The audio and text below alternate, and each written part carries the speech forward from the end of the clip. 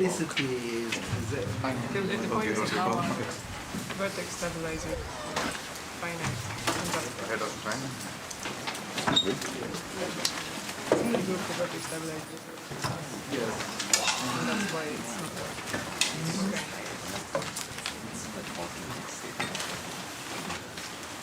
okay. Good morning and welcome everybody to the last day of the week one workshop.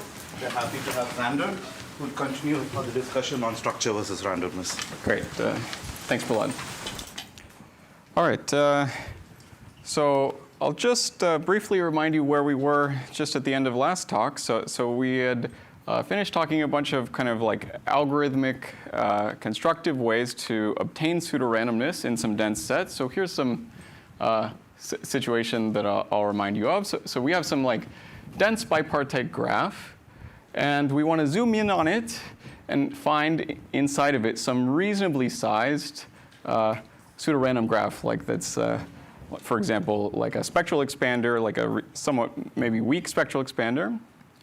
In any case, I'm going to define this notion here, which is like, it's like ad hoc in the sense that it's just exactly defined to capture the result of the density increment argument itself, and just record this fact that this argument has to terminate. You find this, this set, this induced subgraph S cross T, where there are no further substantial increments onto any reasonably sized subrectangles here. And we just record that fact by this notion here, this spreadness. We're saying that it's set as 1 plus epsilon spread when there's no rectangle with more density than you'd expect of our bipartite graph inside of it. Okay, and then yeah, I'll remind you also of the general setting. So like this is at least pretty fair to say that it's like a typical kind of setting to study in structure versus randomness, in the sense that this is like your input and this is your goal. So I'm saying that we've like finished, we've already settled exactly on what we're willing to do to our set to obtain some sort of pseudorandomness condition. We have it. It's just this spreadness condition is the one that I picked out for this talk.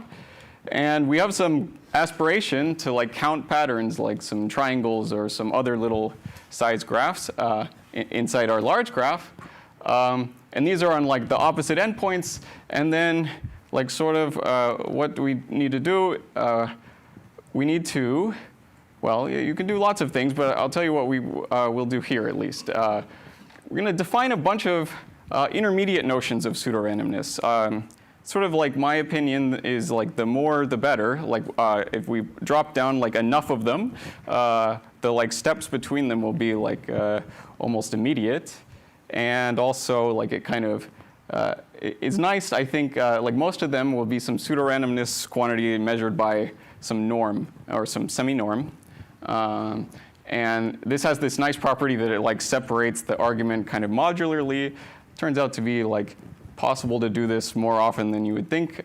Like as in like a very common way you would see a structure versus randomness argument phrased is like it shows you the whole sequence all at once, like even if it wasn't necessarily the case that you had to do it that way. Like you'll start with like, a proof by contradiction, some assumption that you have the wrong number of patterns, and then you try to find some sort of like witness to this fact, and then work backwards through like some chain of like, rounding this witness, perturbing it, and then eventually the contradiction you reach is that you will derive some like denser subrectangle, so contradicting this spreadness assumption that we had. But anyway, that's, oh, sure. In the graph, so is the graph symmetric, so it's like undirected?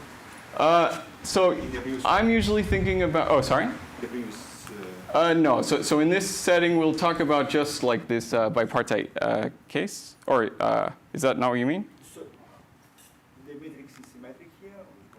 Like this is, like, okay, so really I'm thinking of like adjacency matrices. They might be rectangular, so I think no is like a good answer to your question. Like, so the graph is directed? If you like if you want to think of this as being directed from the left to the right, then sure, yeah.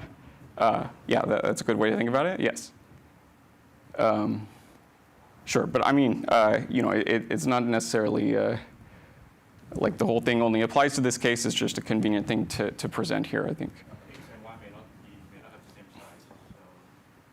I think the confusion is that we're doing a bipartite graph and we just have one of the edge parts here and the other edge parts. We don't have all of the vertices by all of them. Sure, yeah. So I'm using this like bipartite adjacency matrix, right? So I don't want to have a bunch of space that's like, by default it's empty. Like that matters for this quantifying this density increment kind of quantity, like this spreadness quantity. Like losing a factor 2 really matters for that. Like when you need your things to be precise like this. So yeah, it does matter, this detail, yeah. I think sometimes people call that the incidence matrix if it's like not symmetric. I see, sure. Great. I mean, I'm happy to just start with a matrix as well. Like, so I just know, people like graphs, so I call it a graph. But yeah, so sounds good. Okay. Great. So like, yeah, and I'm not going to promise you like we'll get there in the shortest path. In fact, like we're going to like look for the longest path probably in this talk, just to see the most different notions. See how you can compare them. Talk about a bunch of stuff. So that's the plan for the talk. Great. Okay. And yeah. So just to elaborate on this, like what's our goal here? So here I have some arrangement of like, so I have some different sets like X, Y, and Z. This is like I think an especially convenient setup, like that kind of, it can capture the situation where X, Y, and Z are all the same, but it's not necessary. Like they could be different sizes, and then what we do is put like a bipartite graph between each of the two parts. In some pattern, so this is in some like triangular pattern, and then we're interested in counting like actual triangles, like where you have a coincidence of 3 vertices where all 3 edges are present in your 3 graphs, and we'd like to count them. Like we'd like the number of these patterns to be like roughly what you'd expect for random graphs. So that's the goal, and this is like summarizing the question. So sorry, this is like, so I'm drawing some like 3 bipartite graphs, F, G, and H. And then, yeah, so I have some 3 matrices. Sorry, you? Yeah, 3 matrices, what's the spreadness condition? Like all of them are spread? Yeah, usually, yeah, yes. Usually, yes. All of them are spread, so we have,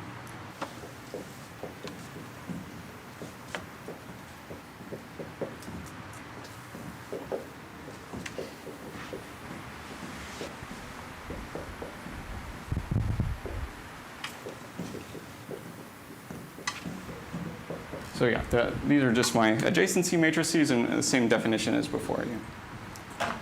Notationally, what's E here, capital E and little e? What is? Oh, these are edges. Yeah, like this is sorry. This is hard to notate nicely, and I tried to cheat my way out of it here. But like it's a product over so because you fix the pattern that you care about counting, like this arrangement, and then there's like one edge. These are edges in the pattern. Edges in the pattern H. Edges in the little pattern H. Okay. So this will be like a product over a very small number of things usually. Yeah. So yeah, these are like good examples, like counting triangles or something. Okay. Yeah, and then so something I do want to emphasize as we move through all these different examples. So we're going to be comparing pseudorandom quantities to each other, and somehow I think a lot of times the deepest kind of comparisons that you can make end up being between 2 quantities where one is some extrinsically defined quantity. So that's like the typical TCS notion of computational pseudorandomness with respect to a class of simple distinguishers. That Dean talked about, for example, on the first day, and some intrinsic notions. So that I won't offer such a precise description of what I mean by that, but it's something that's it's not a supremum over test functions. It's something that's intrinsic to the matrix or the set itself, like some internal condition. And then, yeah, I'll give you like some keyword here you could hear applied to these kind of arguments. Like, so an inverse theorem is often like when you are able to use some extrinsic condition to control some intrinsic condition.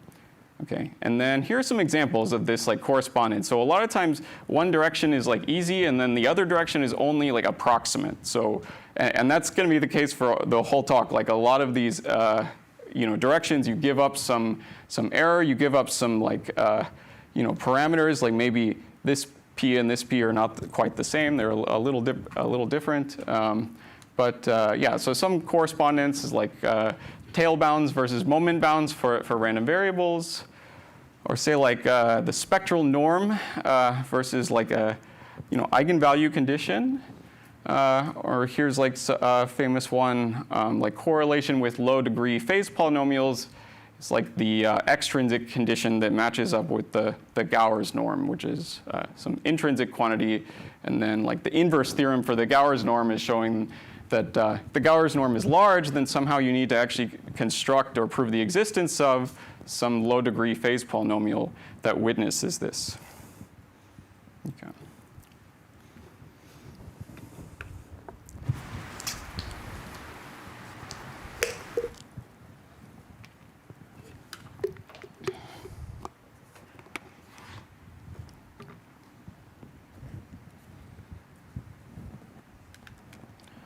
Okay, great. So, yeah, like let me tell you about something. Like I think very few of these kind of tricks that or comparisons we're going to talk about, nice, interesting pseudorandom quantities can be defined like at a very abstract level for like any kind of nice class of structures that you'd like to care about. But here I've collected a few. And I want to like just introduce this like tiny formalism to package it in. So I have this ad hoc definition, like a family of basic sets. So you just have some space. We always have a finite space, although it's not like really crucial for anything in the talk. But we always have some finite space omega. Okay, like think of that as like capital N or 2 to the little n. And then we have some family of sets that's closed under intersection, and it contains like the whole space. Those are my only two stipulations. And yeah, so here are some examples of maybe my favorite examples of families of basic sets. So we talked about maybe last time subcubes, which have some like coordinate structure and 0, 1 to the n, or like subspaces have some affine structure. Or like we'll talk about in this talk, rectangles which are just like subproduct sets inside product sets. There's also a degenerate case that turns out to be interesting anyway. You could take all sets and then like we'll talk about some notions where if you plug in like the family of all sets, you'll get back like some information theoretic quantification of like closeness in distribution, whereas these other quantities are giving you some sort of like pseudorandomness or computational indistinguishability. Sure? F is a function on omega. What is F? So F, yeah, F is a function on omega, right. So F is a function on omega. And I guess even more, like most typically for this talk, it'll be like a non-negative. Maybe even, well, that's all it needs to be, but often it'll be in like the real interval 0, 1 as well. And when you mean expectation, P of F, you mean the product of? Yeah, so here's, so I can draw what this looks like. So compared to our picture over here. This expectation, so I want to pick a basic set, like let's say I pick this one, B. Okay. And like you can see like why we're going to be interested in this. I might have some like ambient density delta. And here I might have some like local density 1 plus epsilon delta. So that's like expectation over B of F here. Okay, and then, but there's like also some penalty term that penalizes very small sets. So just because we don't want to go to very small sets like that, that'll be the eventual reason. But yeah, anyway, here's some definition that would be related to this like spreadness notion that we started out with. Say it again? Ah, okay. I will explain that in on the next slide. It's like I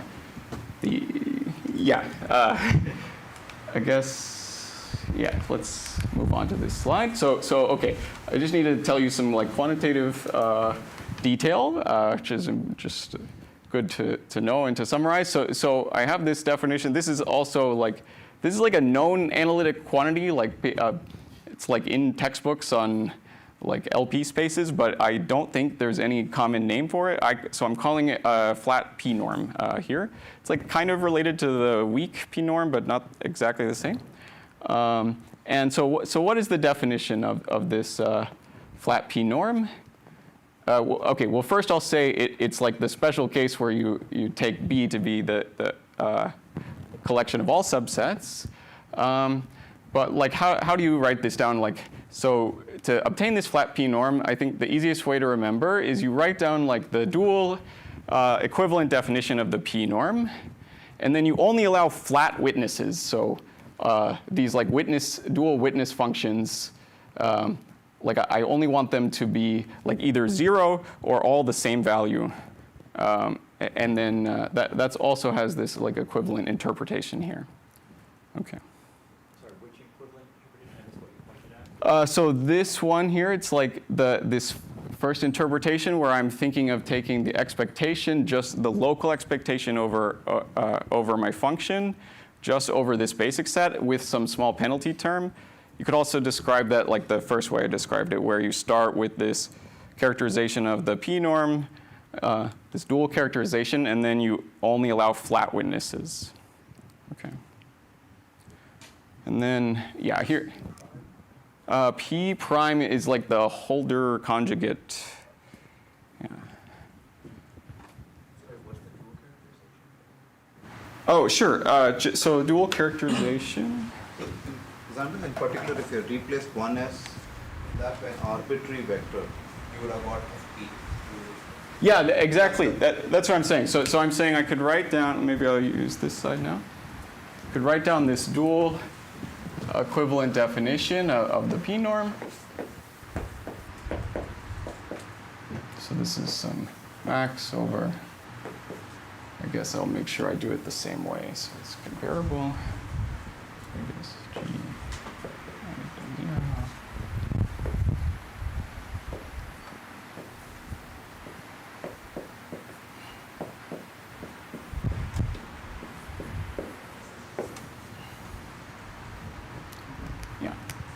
So this, in the standard definition, like any non-zero witness is allowed, and then we just restrict only to the flat witnesses. So P prime is the dual, no? Yeah, it's like the yes, right. And so this first equivalence is like clear by this definition I just gave you. It's just like you're taking a subset of the witnesses. So that one is like direct. The second one is like a bit funny, and there's like better conditions you can plug in than this that work even if you don't have like a finite space. But I guess my point for this talk is like we'll be talking about P, which is like usually mildly, like at least a little bit larger than 2, and this is like basically I want you to consider this for the purpose of the talk as like some very negligible factor.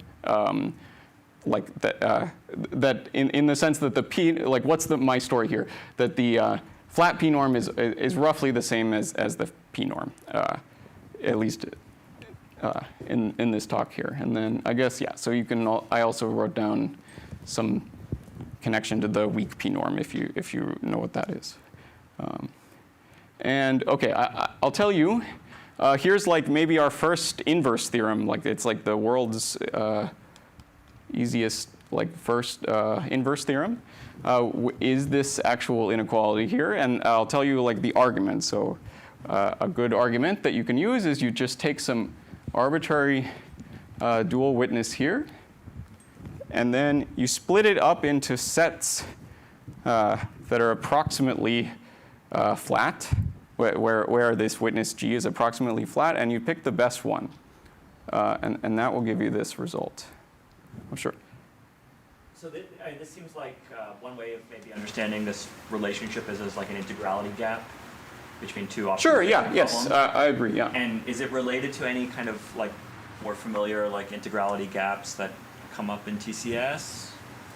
I don't think so. Like, I think, okay, because right now there's no structure anywhere. Like, I think I would regard this as like a pretty simple, I mean, there's no structure yet. And this is just like one case where like, it's like if you have all the sets, then this thing you might dream you could do, which is, you know, say these should be roughly the same, you can actually do it. I guess, okay, you can relate this to things that come in TCS in a certain sense, like in lots of places, but this inequality is like kind of exactly captures the content that you can derive tail bounds from moment bounds.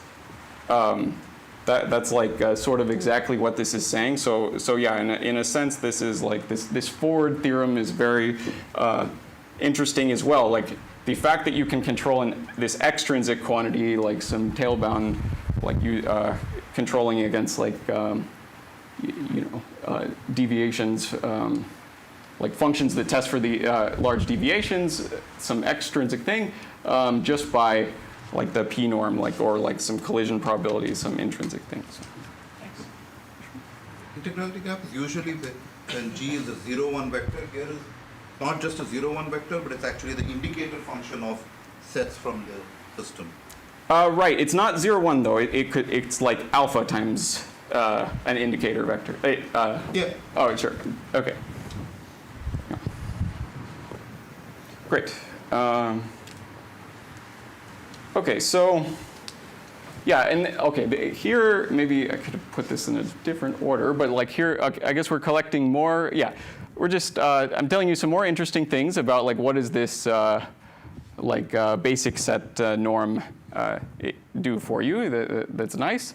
So one thing that's nice is it like kind of captures or encodes the optimal or anoptimal set witness that you get from the density increment argument, in the sense that like it's like sort of exactly capturing this accounting that you do, this iterative accounting that you do when you zoom in over and over. You're willing to go so far to obtain so much extra density. You could do that, or you could just write down this quantity and then just say like, okay, I'm going to like immediately pass to some optimizer. Turns out to like have all the same properties. So and the analysis is basically this. It is exactly the same, or okay, maybe it's not exactly the same. The quantitative result is exactly the same.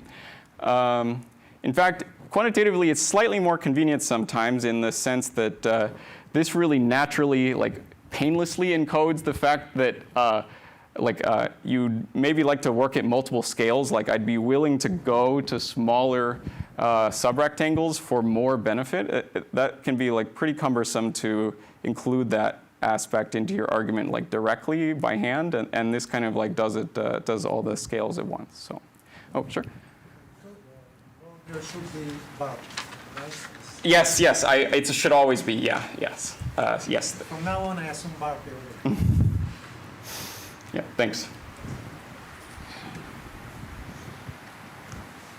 Okay, so yeah, let me get to maybe the first, big thing that we'll talk about. It's still not so big, but it ends up being pretty important, like say in like the recent stuff. So with Raghu and I, we found out like later, like you can kind of capture abstractly a bunch of these arguments kind of in this format. So we won't see quite for a while why that is, but let me just give you this this setup. And yeah, I also won't explain the name until later, but this is the game that we're playing. So we have some function f, and you're promised something about f. So f, it's not just like an arbitrary graph like we normally are dealing with. So this is a bit of a different setup than we started with originally. But you're promised that it's a convex combination of these basic sets. And then the question is, maybe I should have asked it as a question before I just said the answer, but the question is like what if I looked at this guy like, so f, it's some convex combination of some basic sets.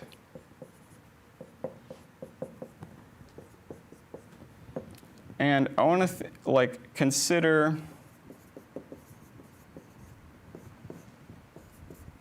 say, well, we could do the p-norm or the flat p-norm, but let's look at the flat p-norm. And my question is like, what, if you think of the optimal witness to this, it's just some super level set of f. So what does it look like?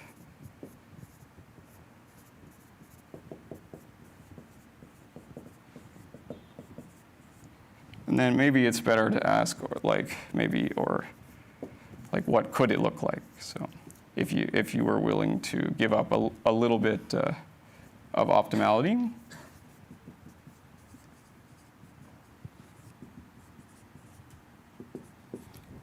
Yeah, so I hope you agree with me that maybe the most aspirational, so this is the dream here, I guess, is that I wish that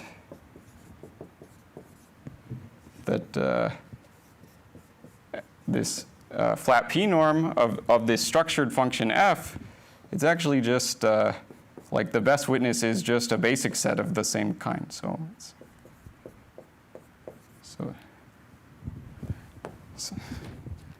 So this is like the type of thing that we're interested in here. Did I write K? No, I mean, on this slide, the numbers. K on the slide. Oh, K on the slide. I see. Yeah, that's your choice. Yeah. Yeah. We should think of it as bigger than p, smaller than p. Yeah, usually you would like to, oh, wait, what have I done?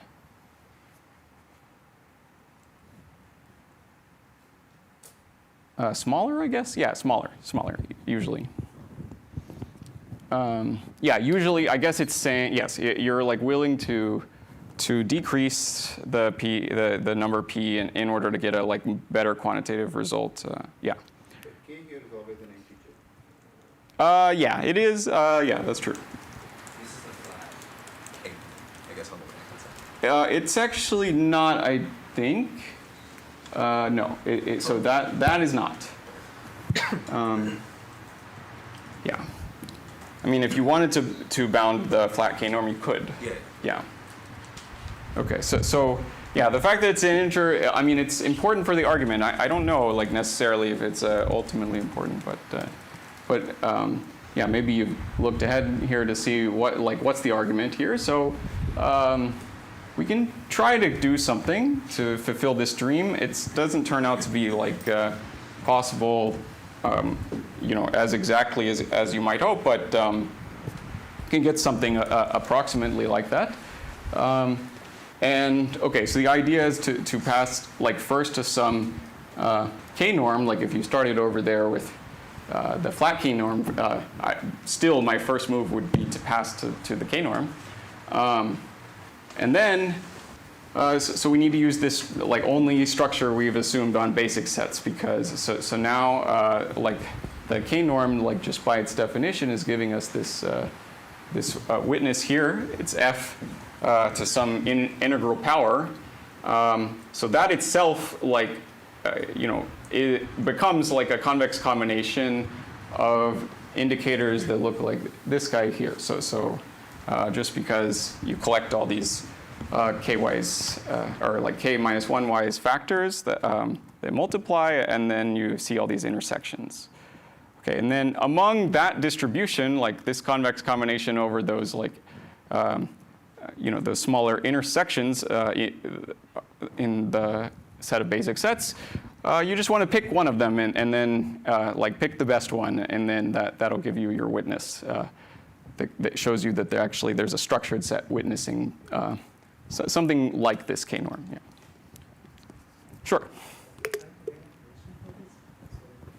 Special case of K equals 1. You give like a combinatorial meaning of this thing? Okay, special case of K equals 1. I think you should assume K is 2 maybe, but is that okay? Could we do that one? So for particular families, I think it has a nice, it can have a nice interpretation, but I don't know if it always,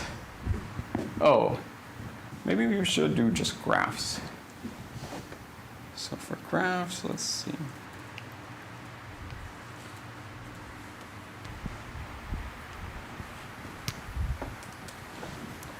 Yeah, so maybe here's I'm not sure if I'm confident enough to work it all the way out, but I will give you like like a recipe for a way to work out a combinatorial interpretation. So take a graph and then look at this quantity here. So f, let's see, xz is equal to expectation y, gxy.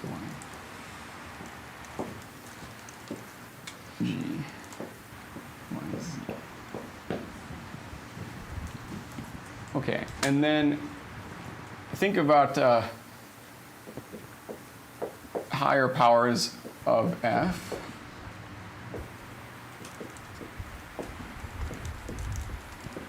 And I want to claim that, I have the wrong version of this statement. Okay, sorry.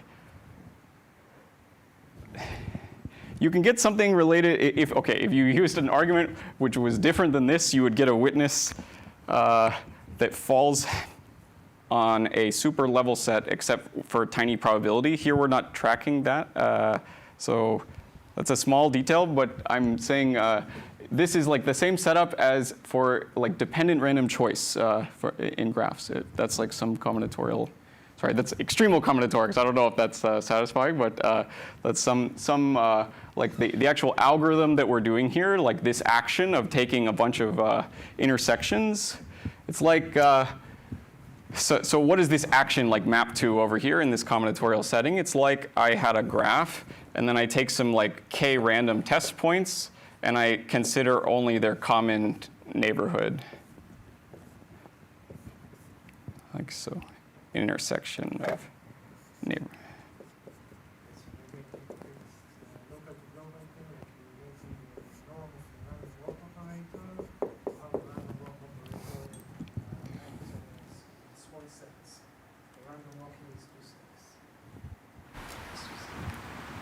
Sure. Seems sensible, yeah. So yeah, I was saying, well, okay, also this is just like, I guess this is a nice quantity for measuring pairwise intersections between neighborhood sets, like that. If you take like k equals 2, for example.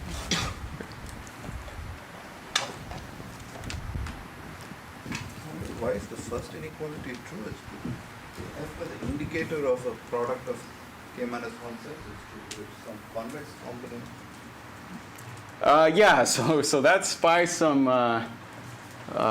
like some Jensen inequality, which is like Both the numerator and the yeah. So yeah, if you have like a convex over concave, something you can check is that's fine. Yeah.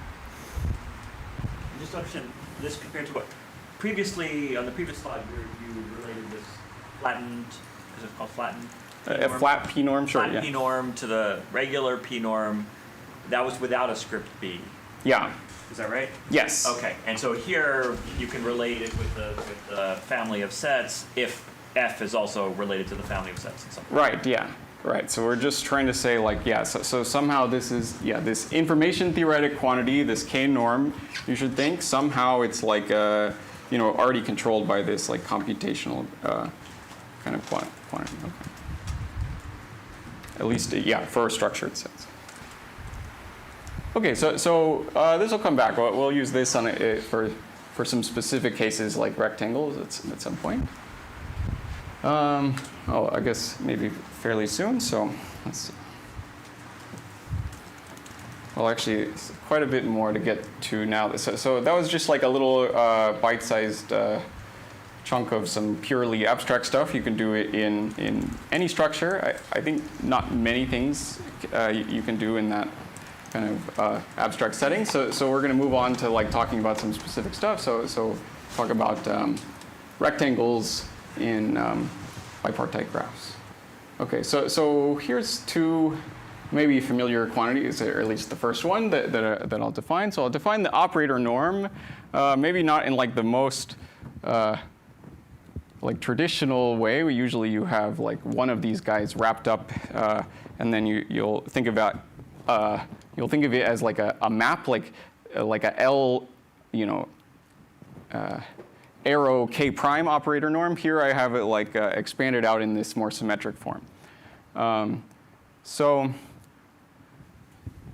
yeah, and just like for P norms, we have this like flat version. So I'm defining it like entirely analogously. And so something that's nice that you get for free is like because P norms are close to flat P norms, like just applying that twice gives you that this operator norm is close to this flat operator norm. Of course, now you might like start to doubt that in the sense that there's some famous cases where that doesn't hold.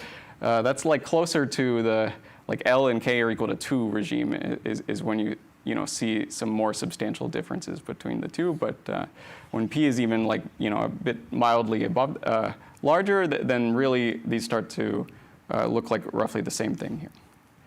And okay, so what can we say down here? So I want to just relate this first of all to this quantity we just talked about. So here's just one more bit of notation. Here's my flat P norm with respect to rectangles. Of course, you see I can get that by like plugging in like this symmetric version of this guy here. And then, okay, here's some familiar notions like, from so we have rectangle discrepancy, roughly like the cut norm, which is recovered from like the P equals 1 case of this. And then you can also get the spectral norm from the operator norm, using like the 2 case of that. Okay. And okay, yeah, let me just briefly touch on a bunch of things that are encoded by this fact. So this pseudorandomness condition, right now I'm thinking of M as like non-negative matrix. And I'm thinking of this normalized quantity like, this is always at least 1. Sort of not so hard to check. And like I'm saying, like, so here's some ways to think about this quantity for different values of L and K.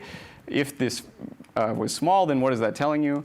So here it's measuring some like min entropy deficit. So that's just kind of like some information theoretic statement. But then even already over here, this is like saying you have like uniform marginals on like the left side or like the right side. You can get like approximate values if it's for things that are just close to 1 instead of exactly equal to 1. And then this is maybe like some familiar quantity here for people in TCS know about Boolean function analysis. This like 2p operator quantity controls like something related to captured by hypercontractivity. Again, we have the spectral norm, and then like I'm saying spreadness. If you want to compare it to all these other guys, it's like P, and like P we're always thinking of is like a little bit somewhat larger than 2.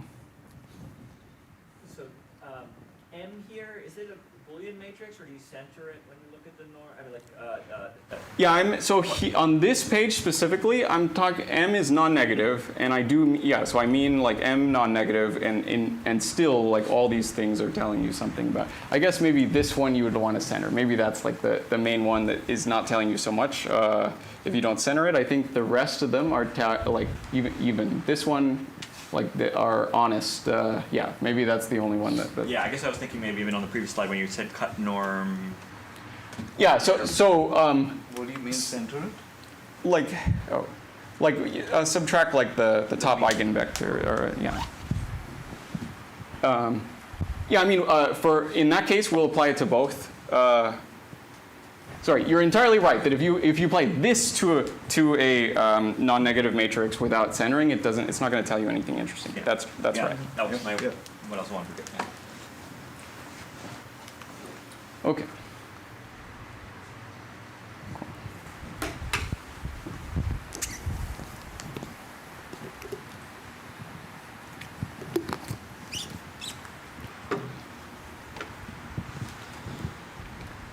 Okay, so yeah, so now let me tell you about something.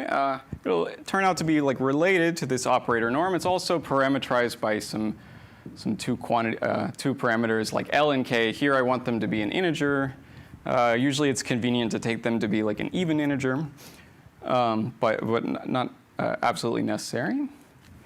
Okay, so maybe I guess I'm also missing some absolute values, I suppose, on the outside here that I should have. But never mind that. It's mostly we're applying this to non-negative matrices anyway. And so here I just like very explicitly written out all these like 3 different ways you can think of it. It's like we're taking, sampling some K test points on the left and some like L test points on the right. And we just check, at least in the case that this is actually like a bipartite graph, like a 0, 1 valued matrix, like we said. You're just checking exactly if you have this complete KL biclique, like what's the probability of that. And then, okay, there's like 2 other like useful ways you can think of it as well. Like, I guess maybe it's nice to compare this to this example I drew on the board over there. Like these are in like a sense saying, okay, so what's an interpretation of this guy here?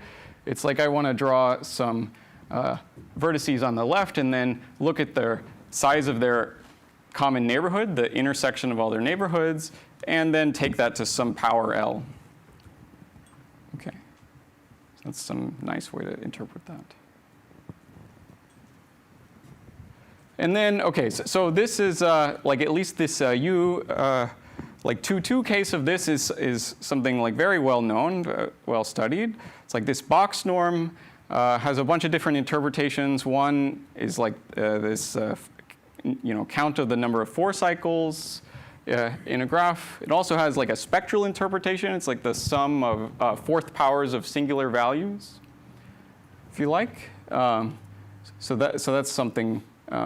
Maybe you recognize that, and we'll talk about this like more general version of it as well. Okay, so here's maybe like the first interesting thing we can say about these grid norms. So they're sort of like, I mean, it's notable that they're like an intrinsic, measure of pseudorandomness. And what are they able to do? They're able to, we can compare them to this extrinsic measure. So if you applied this grid norm, it's like, for CS people, it's like the familiar like property testing setting, maybe. This is giving you some like test that you could run to try to detect the presence of like a rectangle, which maybe it's hidden inside like a bunch of static noise, and it's just barely noticeable, but you want to try to detect it anyway with some local tests. So here's it's a quick calculation to show you that this is actually true. So if I did have just like the most extreme case, like my matrix M is just the indicator of a reasonably large rectangle, like fractional size 2 to the minus r, then why is this so good at detecting it? It's like, at least in the calculation you see, it's because these 2 tests, like I'm going to test some KL total points.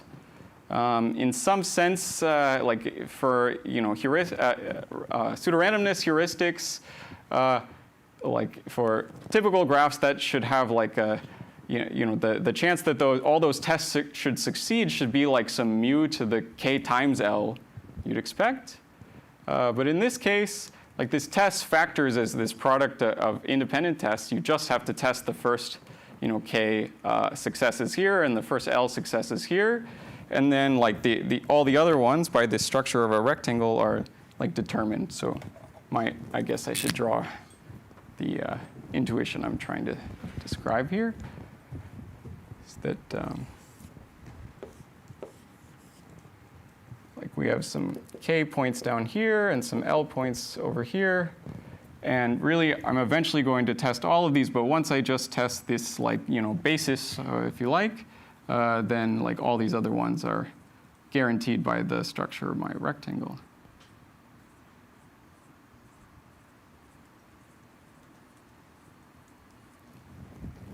Okay, so that's like at least one point of this thing. So it's just counting KL bicliques. It succeeds in detecting these large rectangles. And then like a more specific fact with like a easier but like maybe less compelling looking proof is just that you can just literally get this exact bound. You just apply Holder twice, like once on the left and once on the right.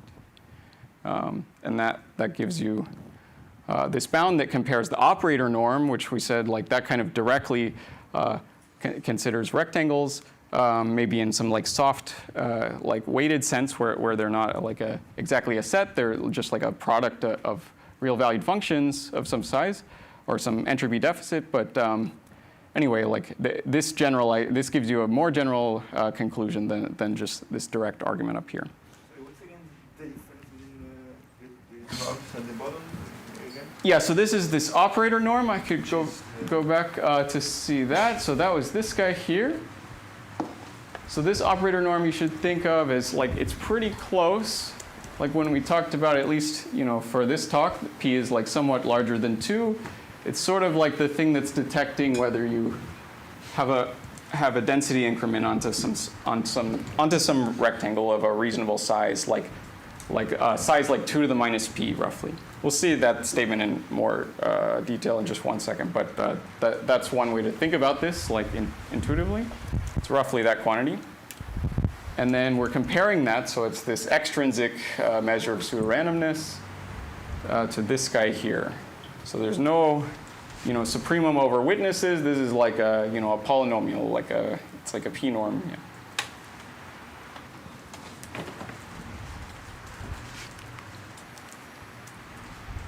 Okay, so yeah, that's one quick thing you can say about it. So that's one direction, like some easy direction. And yeah, we'll come back and talk more about the grid norm a little bit later. So now I want to tell you about okay, so here's just a big map of a bunch of quantities. This is like the classical settings of say the counting lemma, the graph counting lemma, the one Semeretti, like the same kind of formalism that Semeretti would use with the Semeretti regularity lemma, and then all these other quantities which are like equivalent if M is a very dense graph. Okay, like they're approximately equivalent, and like in a sense that kind of decays quickly as the density gets worse. But anyway, this is like Chung, Graham, Wilson, I suppose. Which arrow? I guess they are. Maybe they're all of these, I guess. Okay. And then, okay, so let me try to walk through, because we've seen all these quantities by now, at least in some form. So down here, this is like the spectral norm, max singular value in absolute value. Or you can just think about it in this operator norm sense that we saw just a moment ago, is this spectral norm here. And then this arrow right here, it's like the content of it is exactly like the expander mixing lemma. So that's one way to convert this kind of spectral quantity to this combinatorial quantity. And then we haven't seen why this is true, but yeah, I guess this is Chung, Graham, Wilson. Proved this like specifically with a rectangle discrepancy. That you can control the number of counts of like any graph. So of any little pattern graph that you like, at least for some error, and it'll decay with the density of your bipartite graph. If you have control on this rectangle discrepancy, then this count will come out right. Okay.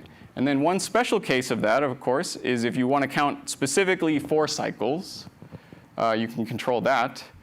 And an interesting point to highlight here that you get that I like put in the exercises just to highlight it is that if you run this argument like all the way around, some conclusion you can make is that if you have a graph which has like at most 1 plus epsilon times the number of 4 cycles you would expect a random graph to have, then it also has at least like 1 minus epsilon prime times any other little pattern that you'd like to write down, which is a little weird in a sense. So you're converting this like upper bound input to some lower bound output.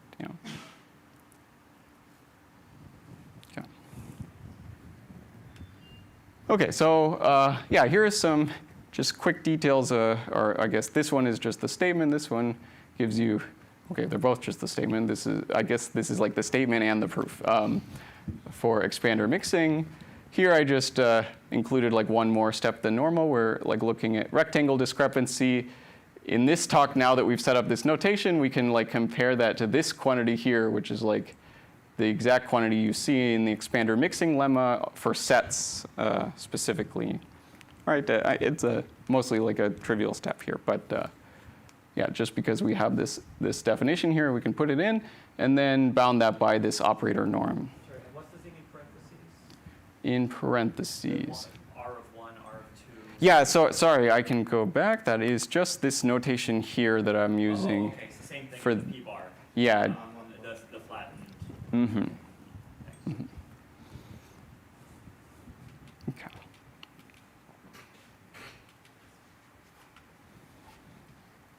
Great. Okay, so we can compare some of these like flat operator norm quantities to this two norm spectral norm operator quantity. And then here is just the statement that I said for this graph counting lemma. It's like saying that suppose all your graphs that you have in your like kind of structure that you set up to count little patterns of some specific pattern graph H, if they all have small rectangle discrepancy, then you get control on the count of that pattern for some error here. Okay. I guess, yeah, one thing that's, this like doesn't have any, like the natural thing to compare this to would be like a factor, like a product of delta over here, which is the sense in which it gets much worse when delta becomes smaller. I guess like you don't get anything like even greater than 0 if this thing is is larger than this main term here. What is M subscript E? Sorry, say it again? What is M subscript E? Yeah, that's I'm saying that's like so M subscript E is just ranging over these guys in these patterns. So we have little bipartite graphs sitting on each of these like edges. We only have a few of them in like the pattern that we've picked.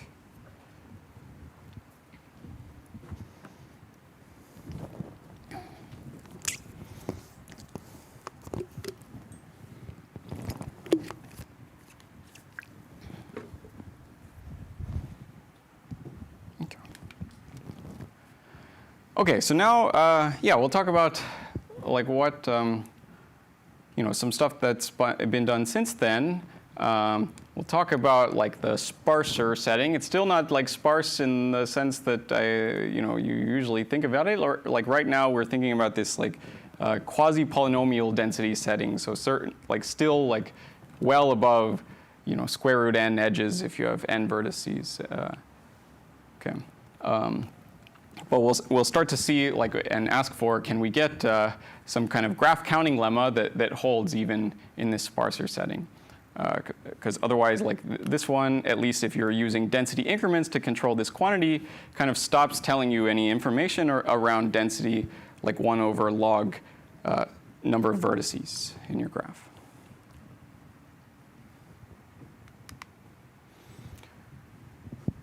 Okay, and then here, yeah, so we saw this connection already. This is like something that I was claiming is easy. And we saw like the seed of this idea. We'll like finish it up, and then we've seen this connection here. So maybe the only thing left to do is this connection here, except for there's also this connection which between counting KL bicliques and just counting anything. So we'll see that in a second. It just turns out to be the case that it suffices to control KL bicliques, at least for some like reasonable size KL in terms of your given pattern, to control counts of any pattern. Okay.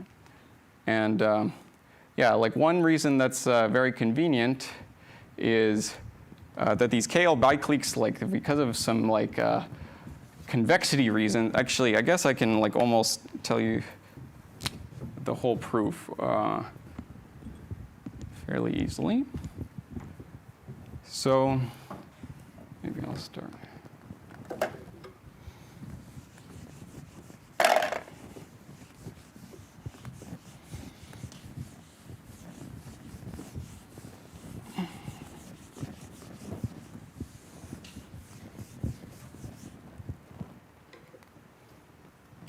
Yeah, so something that turns out to be fairly important, especially in the lower density setting, is the distinction between upper bound discrepancies and lower discrepancies, like having too few patterns versus having too many patterns.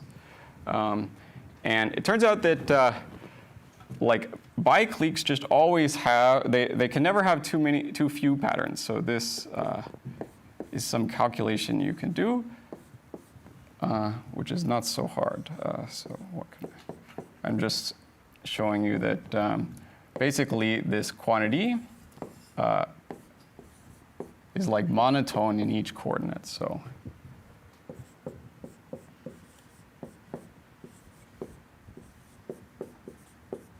you can prove this in just some like 2 steps with you know, either your favorite between Holder's inequality or Jensen's inequality, and this is telling you, right, like this is equal to the count, but like if you remember, there's like, so this is number of, or like probability of KL biclique to this 1 over LK. It's just a reminder. Maybe I'll use M still.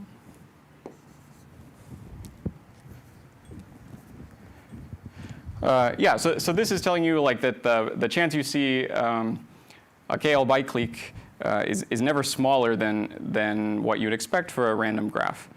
So that turns out to mean that this connection is very convenient, this sparse counting connection that reduces like controlling the error of arbitrary patterns to controlling the error of these nice patterns, mostly because, at least for me, or for like these structure versus randomness approaches, like the only technique we have pushes the upper bound down. Like that's what this this is like a one-sided guarantee given to us by this primitive like weak spreadness condition.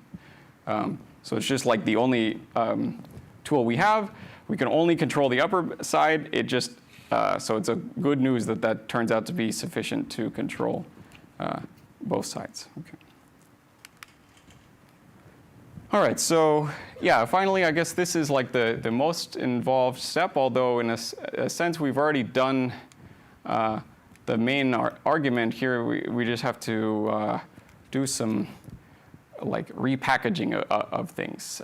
So I'm taking this grid norm. Well, okay, let's say, what's the theorem we're proving? We're finally getting around to proving some inverse theorems. So earlier we said it follows very easily that the operator norm can be just bounded directly by the corresponding grid norm. Here we're getting like an approximate statement in the opposite direction. Sorry, I'm assuming M is Boolean matrix here, or at least that it's at most 1. And then this is like a slightly worse quantity than this one. It's like small decay up here. Okay, so this is coming from the sifting lemma we saw in the abstract setting at the very beginning. Applied in like a special way, we want to think about one of these two representations of the grid norm. Okay, so like say we take this one. This is exactly giving us some function f of this form that we wanted. So it's like some convex combination of something. If k is equal to 2, then it's like actually a convex combination of combinatorial rectangles over x cross x.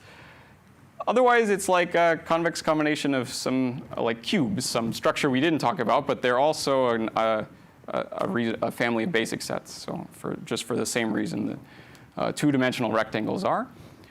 So because of that, you can apply this abstract result that we talked about at the beginning that had this like same form to obtain some witness to this like so this is giving you some k norm or some L norm in the one that we chose. Which specifically has a nice form. Okay. And then, like, there is, well, actually, okay, I guess we have it set up so that you can stop there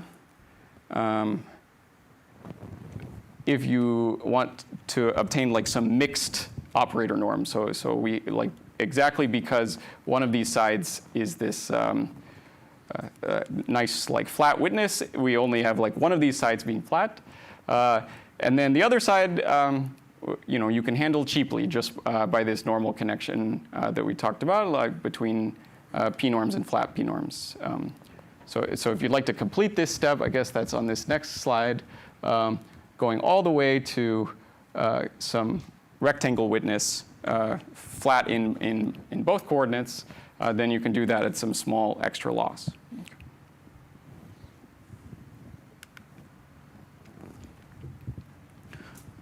Okay, and then here, okay, yes, great. So here, I want to talk about this multiplicative graph counting lemma, which is due to Filmis, Hatami, Hosseini, and Kellman,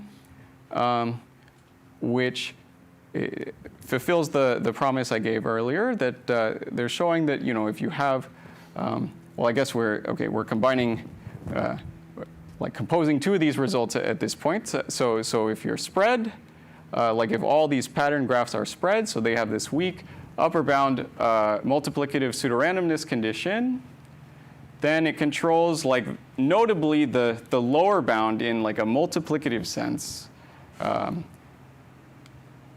Deviation from the expected number of occurrences of that pattern. Okay, and there's like maybe a couple extra conditions you need. Well, okay, here I've stated the lemma for biregular. It's okay for it to be approximately biregular. Anyway, this is something like generalizing a statement we proved a bit earlier, just specifically for counting triangles. It's a nice generalization to arbitrary, like fixed size patterns. And then, I guess I could highlight there's like some further improvement. I think here, or in this paper, I believe that there had to be some exponential dependence. So if you started with some arbitrary pattern of size, like as r edges, then maybe you need like 2 to the r for the parameters in your grid norm. And that's been recently improved, I believe, to some polynomial dependence by Becker. Just to understand the setup here, so I have a tripartite graph, and then between each of the pairs, that's the thing that's biregular and spread? Yeah, absolutely. Yeah, so we have just all these bipartite graphs everywhere. That's the only thing we ever applied the statements to, yeah. And then you're saying that the number of occurrences of like any pattern that so you fix the pattern first, you lay down your bipartite graphs, and count things in this way. Like I should say, like I mean, this is in a sense like only just for convenience. Like if you wanted to just count triangles in a plain graph, like you could do that. Like I could just look at like, you know, g of x, y, or like I'll use all the same indices. Yeah, so I could look at this guy.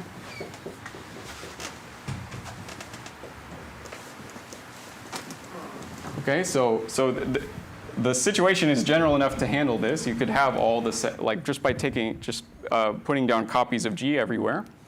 Perhaps the thing that's less satisfying and why you might want to have this generalization available is like the condition you would get. Like if you say you had a G and then you find that it has the wrong number of some pattern, then like the contrapositive is that you obtain some increment onto some rectangle. That's not a very natural condition for like a symmetric graph. So trying to use that for some induction doesn't necessarily get you very far. So that's the one like a good reason for the statements looking like this. Yeah. Great, and then I can say here's a nice result that they proved, like an application of this. So they showed. Well, okay, they showed a pretty general statement that in particular, like, also implies quasi-polynomial bounds for 3 APs, but it was like they're controlling, their setup is that they write down some Kelley graph, or like, I guess to be very careful, it's like a sum Kelley graph, which is maybe something weird in a sense. It's, this is the incidence matrix. Anyway, in F2 it's no problem, but and then like they're asking, you know, well they ask more general questions than this, but one question you could ask is just, can you get like arbitrary constant size cliques in this graph? And they prove that, you know, if you, any Kelley graph, some Kelley graph that has quasi-polynomial density, it has constant size cliques for any size, any constant size.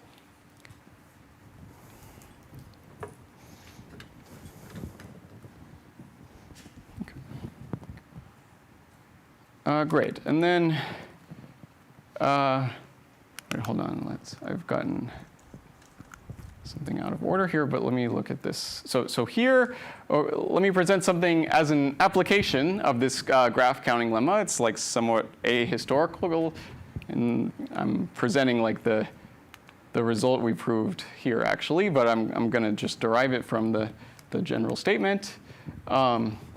Well, applied to triangles, but like the statement is something kind of that has a nice interpretation by itself. So suppose I take A and B spread, they're like rectangular matrices, and I take their matrix product, then it becomes like very nearly uniform. So there's some like constant, like alpha, so that it's like alpha times the all ones matrix, up to some multiplicative error like 1 plus or minus epsilon, except for on some like exponentially tiny fraction of its entries.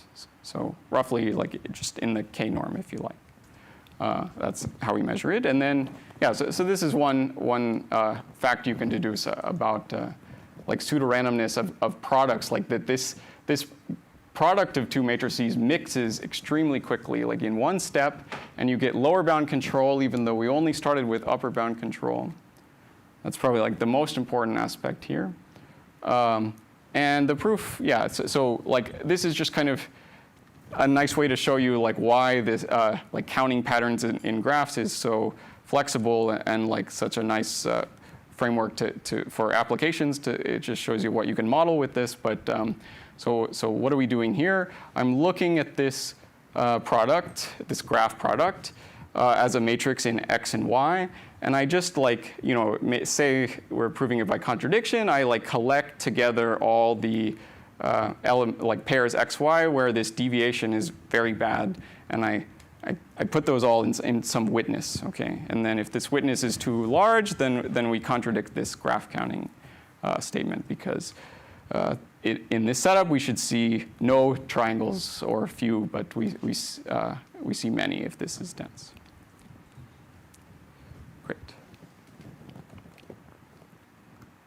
And OK, yeah, so got a couple more minutes to talk about some other settings besides the rectangle setting, although most of what I have to say, at least here, about Kelley or about the arithmetic setting is exactly about this translation back into the arithmetic setting and how many of these nice things usually thought of as arithmetic measures of pseudorandomness have like an equivalent expression just in terms of the quantities we've been talking about applied to their Kelley graph.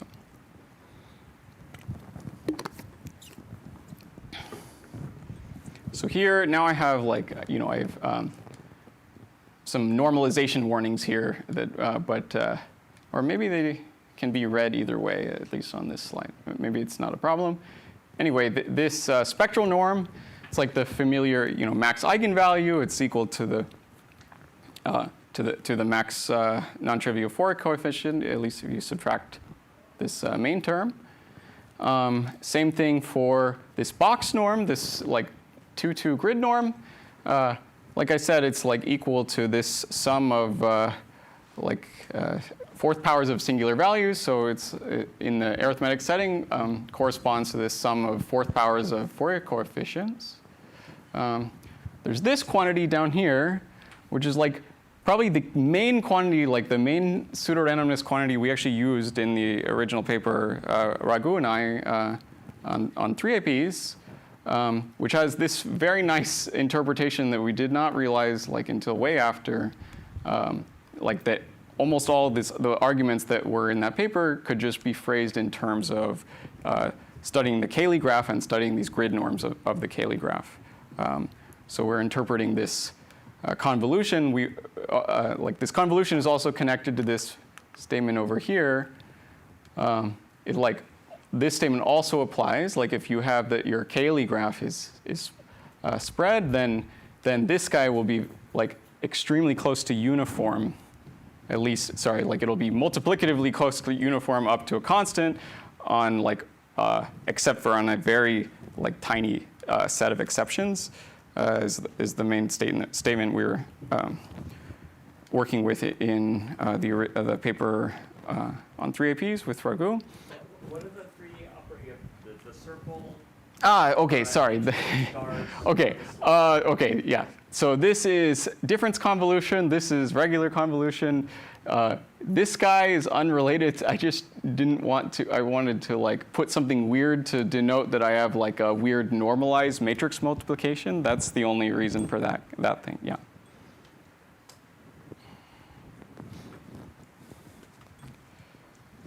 And sorry? Difference convolution, yeah. So if they were random variables, then it's all the, then you get this random variable x minus y instead of x plus y is what the normal convolution is. Sorry? Okay.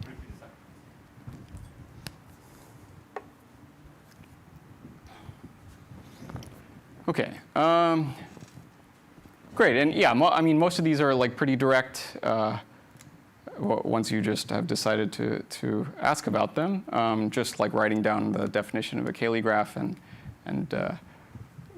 say, oh, maybe I'm missing my more expanded expression that shows these guys. But yeah, I'm saying there's nothing deep here in these identities. Just a different way to think of it. I guess I can talk about this. This quantity we actually defined just in the arithmetic setting also in Raghu and I.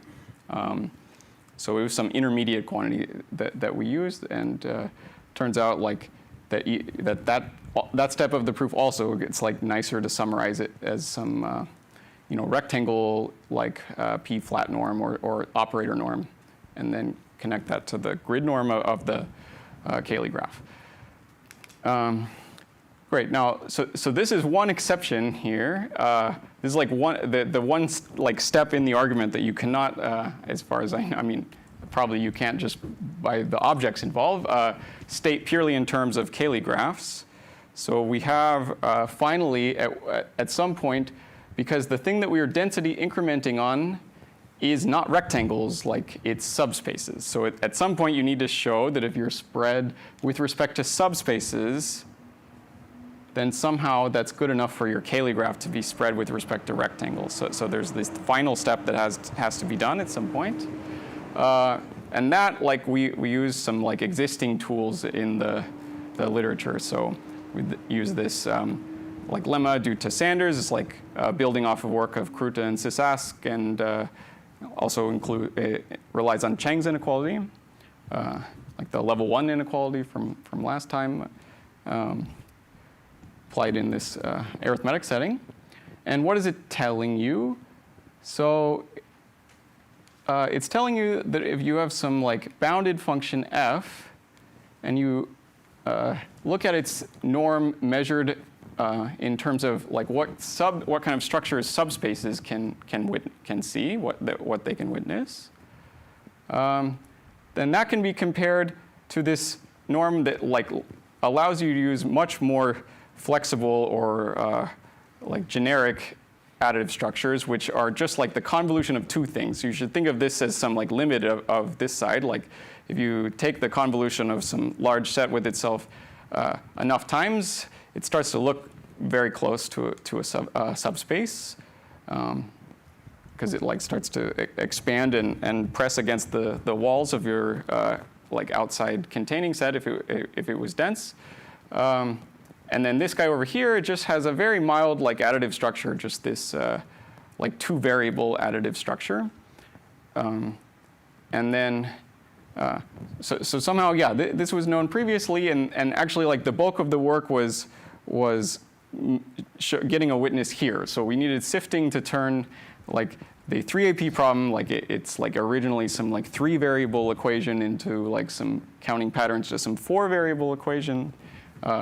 Actually, people already knew how to deal with these 4-variable equations precisely using like ideas like this lemma here. Okay.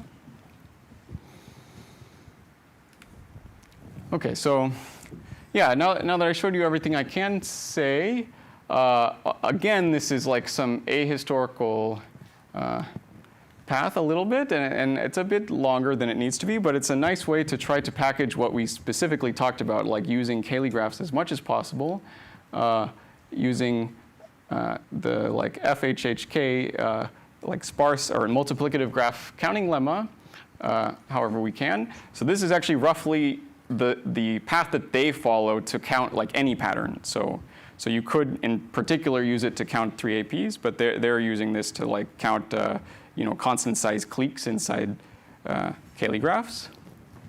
And then yeah, I can just show you. So actually this first step is hiding kind of a lot. It's hiding, or it's like involves a lot. It involves like this Zander's lemma we just saw. It involves some like kind of back and forth dependent random choice step that you need. Like we need to somehow create this witness f, and you can do that using like some dependent random choice, which takes. Oh, maybe that's a good time to explain.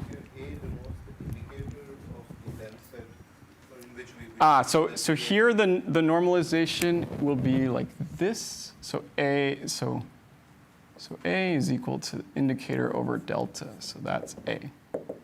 Just for this slide. And delta is the density. Yeah. So it's like in this normalization, it's natural to compare to the uniform measure. It's like a density. Yeah. Okay. Oh, yeah. So let me go draw. Something that S and T are also similar, or S and T are just indicators of? S and T are also density functions. Yes. So yeah. Yeah. I guess like everything written down. Yeah.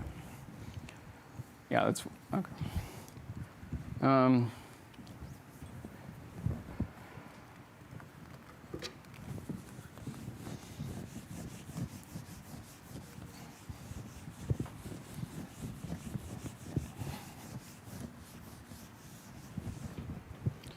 anyway, so you can take this like abstract point of view that we started with, and I can show you how it applies, or how it looks in this like specific combinatorial setting where we have this guy. So x, y is like this convolution over z.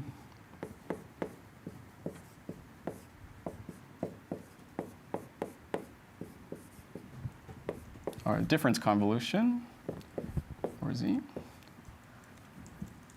So what do you get when you like take this some large integer moment and expand this out? So as in like, I mean, what kind of witness do you get when you look at this guy? So one way to think about what's happening here is, say we have, like I imagine in my mind that our set A, it has some structure sitting somewhere. I don't know where it is. It's kind of like a medium-sized structure in some like surrounding dust. It's not pseudorandom, so we really need to find this structure. It's like you know, you can blame all of the discrepancy from pseudorandom on this small structured part. And what we do is we take like A and some random translations.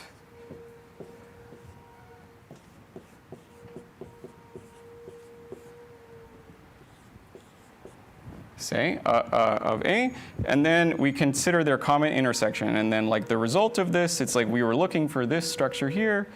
We don't like find all of it, but we find a good chunk of it, okay? And then the important part is that somehow like it reveals it. This is sifting.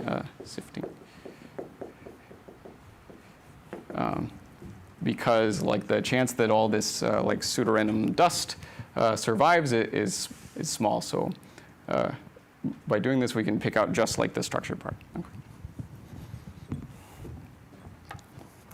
Okay. But yeah, mechanically, it's like the same argument that I showed you at the beginning, I suppose, at least if you wanted to work it out in that framework.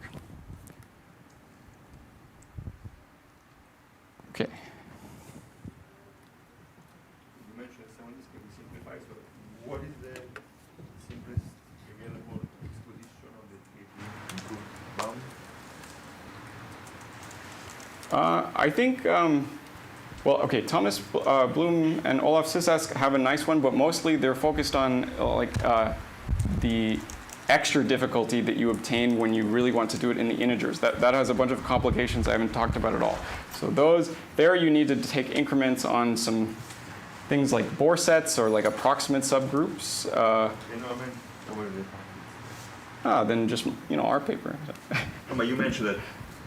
Oh, I see. Like later on, we found nicer ways to think of it. But the paper, at least the finite field part of it is an easy read. Yeah. It doesn't. Most of the paper is sweating over the integer set.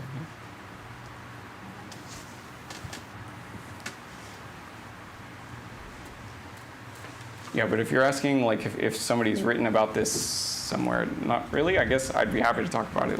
Mostly it's just I don't know if this is like appeared in. You can just agree on in some I mean, okay, so it's very okay in FHHK. So they are trying to do something which is very similar. They want to count other patterns. It's a generalization. So they walk through the same steps. They do more of it with graphs than we do. There's unfortunately this step, I guess it's kind of hidden here, where it seems like you really need to go back and you reuse like a good chunk of the stuff outside the Kelley graph formalism, or you need to redo it. And so that's I would say they do. It's like half and half. Yeah, their paper, the FHHK. Sorry, I can go back and show you what I'm talking about. Oh, I went way too far. These guys here. I think this is a really nice paper, just in general.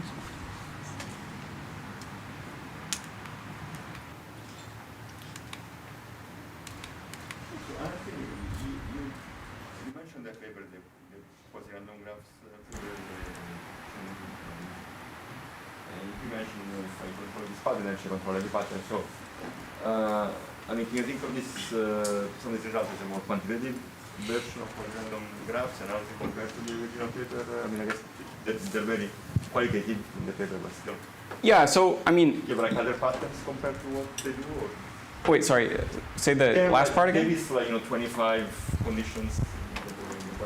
Ah, I see. And you also listing like another number of conditions. I see. No, I don't know anywhere where anyone has been so energetic about actually, writing down all these things and working it all out, like for just as many things as possible. I haven't seen that.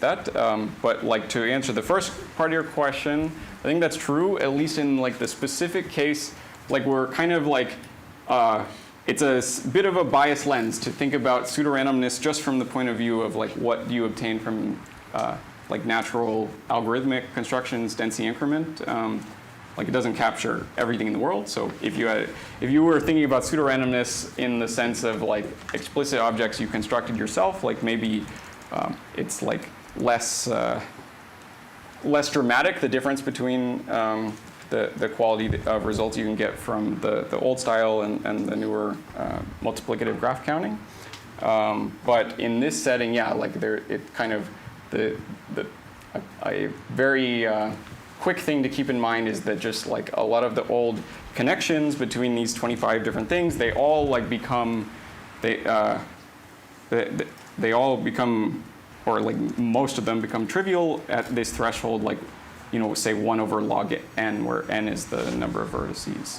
And then yeah, if you wanted to push past that down to like quasi-polynomial, then you need to, or like we've been able to do that with this new stuff about the multiplicative graph, or like the multiplicative graph counting is a very nice way to capture like what I like most of the content of the new techniques. Yeah.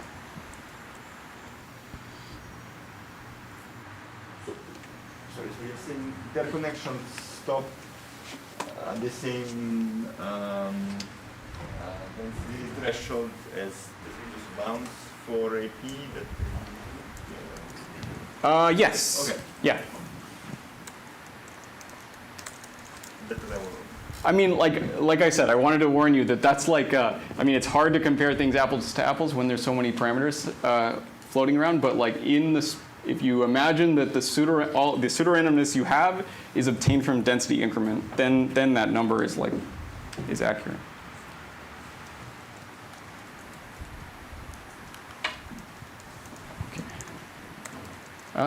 Great. Yeah. Thanks, everyone.